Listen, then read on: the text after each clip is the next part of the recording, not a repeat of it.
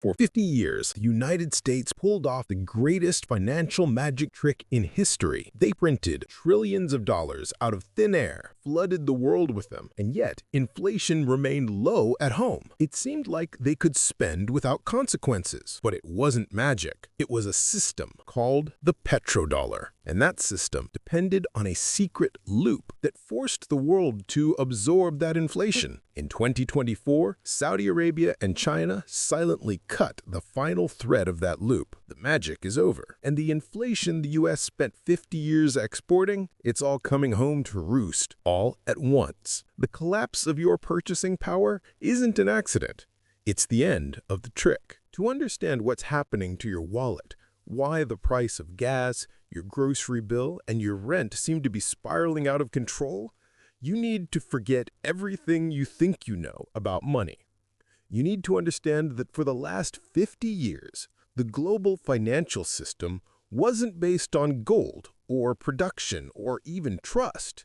It was based on a deal, an oil deal. This deal, known as the petrodollar system, was the survival mechanism the United States created when the world was about to abandon its currency. And for half a century, it worked perfectly. It allowed the United States to print money on a scale that would make any Roman emperor blush.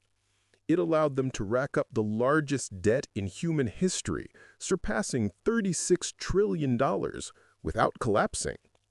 The genius of this system wasn't just that the world bought oil in dollars. That was just the surface. The real genius was what happened next, the recycling loop. The system guaranteed that those same dollars used to buy oil were immediately recycled back into America, buying the one thing the U.S. produced in abundance, debt. This created a perfect vicious cycle. The U.S. printed dollars to buy stuff from the world. The world took those dollars and loaned them right back to the U.S. America got its imported goods and got its money back too. The inflation, the real cost of printing money, was trapped overseas, locked away in the vaults of foreign central banks in the form of U.S. Treasury bonds. But in 2024, that system ground to a halt. The 50-year agreement with Saudi Arabia, the cornerstone of the entire system, was not renewed. And quietly, the recycling loop broke. The result is what you're feeling every day. The inflation the United States spent 50 years exporting has nowhere else to go. It's coming home. And the collapse of your purchasing power isn't temporary. It's not because of supply chain issues or distant wars. It is the sound of the world's biggest financial dam breaking. We're going to dig deeper, and if you like this kind of analysis, I invite you to follow our channel, hit the like button for this video, and don't forget to leave your opinion in the comments. To understand the scale of this event, we need to go back to 1971. The United States was in a panic. President Richard Nixon was facing an existential crisis. For decades, the U.S. dollar had been backed by gold. Under the Bretton Woods Agreement, any country could exchange its dollars for physical gold from U.S. vaults at a fixed rate. This kept the U.S. honest. They couldn't print more dollars than they had in gold. But the U.S. wasn't being honest. They were printing money like crazy to finance the Vietnam War and expensive social programs at home. Countries around the world, led by France, started to notice. They looked at the mountain of dollars they held and the much smaller pile of gold in U.S. vaults and realized the game was up. They started demanding their gold back. French warships literally docked in New York to pick up their gold bars. The London Gold Pool, a desperate mechanism to keep the price of gold down, had collapsed. The U.S. was bleeding gold. On August 15, 1971, Nixon did the unthinkable. He appeared on television and announced that the U.S. was closing the gold window. The convertibility of the dollar into gold was suspended. This was a default in slow motion. The dollar, overnight, officially became a fiat currency, a promissory note backed by nothing but the full faith and credit of the U.S. government. The world went into shock. The dollar's value plummeted. Inflation soared. Oil prices, which were priced in dollars, quadrupled almost overnight in what became known as the 1973 oil shock. The world was ready to dump the dollar and let it burn. America needed a new miracle. That's when Secretary of State Kissinger was sent on a secret mission. In 1974, he flew to Riyadh, Saudi Arabia, to make an offer to King Faisal that he couldn't refuse. The offer was simple, brutal, and effective. The United States would offer Saudi Arabia absolute military protection. They would sell them any weapon they wanted. They would guarantee the security of their oil fields and the survival of the House of Saud against its regional enemies like Iran or Iraq. In return, Saudi Arabia would do two things. First, they would use their power as the largest producer in OPEC to ensure that all oil sold in the world was traded exclusively in dollars. It didn't matter if Japan was buying oil from Indonesia or Germany was buying from Iran. The invoice would be in dollars. And second, and this is the crucial part of the loop, Saudi Arabia would take the surplus billions of dollars they earned from selling oil and use them to buy U.S. Treasury bonds. The deal was struck, and the Petrodollar was born. Suddenly, the dollar no longer needed gold. It had a much more powerful backing: oil. Every industrialized nation on the planet needed oil to survive, and to buy oil, they now needed dollars. This created a permanent, artificial, and infinite demand for the American currency. Japan needed dollars. Germany needed dollars. South Korea needed dollars. To get them, they had to sell real products: cars, electronics, machinery to the United States. The U.S., in turn, only had to print the money. But it was the second part of the deal, the recycling loop, that sealed the world's financial fate for the next 50 years. Let's break down exactly how this trick worked, because it's the key to understanding today's collapse. Imagine Germany needed to buy $1 billion worth of oil from Saudi Arabia. First, Germany has to earn that $1 billion, usually by selling BMWs or Mercedes cars to the United States. The U.S. simply prints that $1 billion and buys the cars. Now, Germany has the $1 billion. It sends it to Saudi Arabia in exchange for a tanker of oil. At this point, Saudi Arabia is sitting on $1 billion in their bank account. What can they do with it? They have a small economy. They can't spend it all on yachts or palaces. They need to park that money in a safe, interest-paying asset. The Kissinger deal ensured that the only acceptable asset was U.S. government debt. So Saudi Arabia takes that same $1 billion and buys $1 billion in U.S. treasuries. Let's recap what happened. At the end of this transaction, Germany has its oil, Saudi Arabia has a debt IOU from the U.S., and the U.S., they have the BMWs, and the $1 billion they printed was just returned to them. The U.S. got real goods, cars, in exchange for paper that was immediately loaned back to them. The only cost to the U.S. was the small interest payment on the bond. Now multiply that by tens of trillions of dollars over 50 years coming from every oil exporting country: Kuwait, UAE, Nigeria, and eventually from every major exporting nation like Japan, Korea, that also needed to park their surplus dollars. This mechanism was the greatest scam in financial history. It allowed the United States to live beyond its means on an unimaginable scale. The trade deficit, the fact the U.S. imports far more than it exports, didn't matter. In fact, it was necessary for the system to work. The U.S. needed to flood the world with dollars so the world could buy them back in the form of debt. And what about inflation? Well, that's where the magic happens. When the U.S. prints $1 trillion, that money doesn't circulate in Ohio or Texas, driving up the price of bread and gas. it gets immediately exported. It goes into the vaults of the People's Bank of China or the Saudi Central Bank. The inflation, the excess supply of money, was effectively transferred from the U.S. domestic economy to the balance sheets of foreign central banks. The rest of the world was, in effect, absorbing America's inflation in exchange for access to oil and U.S. markets. They had no choice. If you wanted to play in the global system, you had to play the dollar's game. This system gave the U.S. what former French President Valéry Giscard d'Estaing called the exorbitant privilege, and it also gave them the greatest geopolitical weapon ever created, control of the global payment system, SWIFT. If the U.S. didn't like a country, like Iran or North Korea, they could simply disconnect them from the dollar system, making it nearly impossible for them to buy or sell anything on the world market. It was a financial stranglehold. The system was perfect until it wasn't.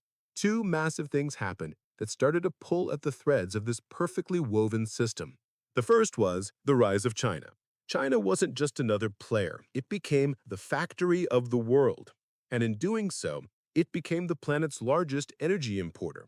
In 2017, China surpassed the U.S. as the world's biggest importer of crude oil. Suddenly, Saudi Arabia's biggest customer wasn't Washington, but Beijing. This created a fundamental logical problem.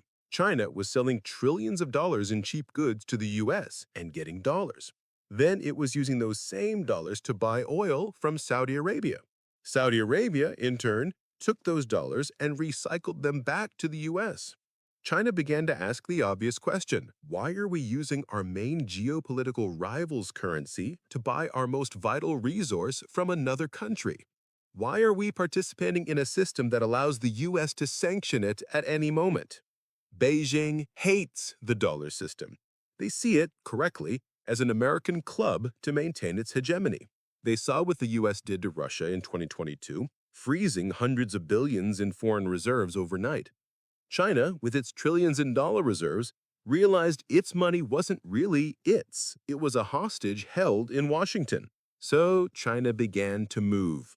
They launched the Petro-Yuan. In 2018, they opened the Shanghai International Energy Exchange, offering oil futures contracts priced in yuan. And to sweeten the deal for countries like Saudi Arabia, who might not want to hold a mountain of yuan, they added a brilliant twist. The Petro-Yuan contract is fully and freely convertible into physical gold. China was telling the world, sell us oil in our currency, and if you get nervous holding yuan, you can exchange it for real gold. Not faith and credit, but metal. The second major event was the shale revolution in the United States. Thanks to fracking, the U.S. went from the world's biggest oil importer to one of its biggest producers. This fundamentally changed the relationship with Saudi Arabia. The U.S. was no longer a desperate customer. It was a competitor. The basis of the 1974 deal, "We need your oil," had evaporated. And Saudi Arabia, under the leadership of Crown Prince Mohammed bin Salman, MBS, also changed. He no longer trusts the U.S. to guarantee his security, especially after the chaotic withdrawal from Afghanistan and U.S. attempts to make a nuclear deal with Iran, his greatest enemy. MBS looked at the map and saw that his future customer was Asia, China, India, Japan, and his old protector, the U.S., was now his main competitor in the oil market. The 1974 deal no longer made sense. And so, on June 9, 2024, the 50-year security agreement expired and was not renewed. The news barely registered in the Western press, but in financial markets, it was a silent atomic bomb. The petrodollar wasn't dying, it was dead. Immediately, Saudi Arabia confirmed it was joining Project mBridge, a multinational digital payment system, a CBDC, led by China, designed specifically to bypass the dollar-based SWIFT system. They began to openly discuss accepting yuan, euros, and other currencies for their oil. The recycling loop was officially broken. And that brings us to the present and to your wallet. What happens when the recycling loop breaks? What happens when the world is no longer forced to loan its money back to America? The answer is terrifying. For decades, America sold its debt, treasury bonds, to a captive audience. Foreign central banks had to buy. Now, not only are they not buying, they're selling. China, in a calculated effort to rid itself of the dollar's geopolitical club, has been dumping its U.S. treasuries. Since 2021, they have reduced their holdings by over $300 billion. Japan, though an ally, is also selling. Even Saudi Arabia has reduced their holdings. This creates the trillion-dollar question. If foreigners are no longer buying America's $36 trillion in debt, who is? The U.S. government hasn't stopped spending. In fact, it's spending faster than ever. The interest on the national debt alone is now approaching $1 trillion a year, more than the entire defense budget. To finance this spending, the U.S. Treasury has to issue hundreds of billions in new debt bonds every month. But with foreign buyers on strike, there is only one buyer of last resort: the Federal Reserve, the U.S. central bank, and domestic investors. When the Federal Reserve buys government debt, it doesn't use real money. It simply creates that money on its computer.